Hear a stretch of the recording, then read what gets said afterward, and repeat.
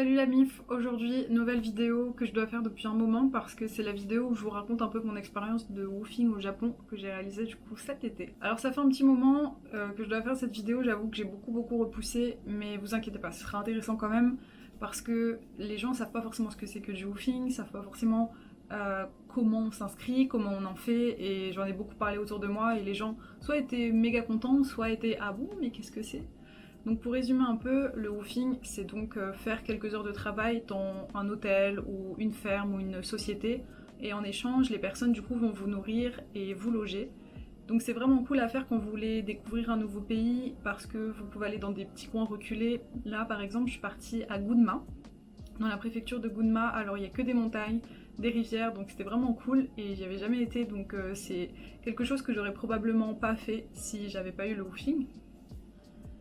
Le woofing, du coup, c'est très facile pour s'inscrire. Moi, j'ai utilisé un site internet qui s'appelle www.woofjapan.com et en fait, on s'inscrit pour environ 30 € et ça, c'est pour un an. Et en fait, vous avez accès du coup à beaucoup d'offres de gens qui disent voilà, on cherche des woofers pour faire ce travail. Et donc, vous choisissez parmi les annonces et vous voyez un peu ce qui vous correspond le mieux. Il y a vraiment énormément de choix et c'est vraiment cool à faire. Donc moi par exemple ce que je voulais vraiment c'était améliorer mon japonais et puis aller dans un coin où j'aurais pas forcément été.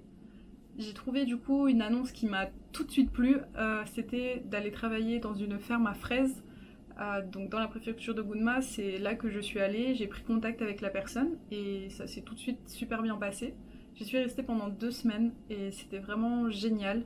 Ce qu'il faut savoir, c'est que la saison des fraises au Japon, c'est l'hiver. Du coup, moi, comme j'y suis allée l'été, en fait, il y a un café, du coup, nous, on faisait beaucoup de smoothies, de petits desserts, etc. Et c'était vraiment une super bonne ambiance. J'ai adoré, le lieu était vraiment cool, les gens étaient vraiment cool. Donc voilà, ça m'a énormément plu. Il faut savoir que je travaillais 5 heures par jour, donc c'est vraiment pas énorme. Et tout le reste du temps, du coup, j'avais du temps libre. J'habitais dans une maison qui était vraiment juste à côté et qui était au milieu de nulle part et c'est vraiment ce que je voulais, donc c'était vraiment génial. Ce qu'il faut savoir aussi, c'est que dans l'expérience de woofing, on peut vous proposer de faire des activités. Ça dépend un peu des familles dans lesquelles vous allez et des endroits aussi. Moi par exemple, on m'a proposé d'aller faire du rafting parce que la personne qui s'occupait du coup de la ferme aux fraises était également propriétaire d'un camping et d'une base nautique.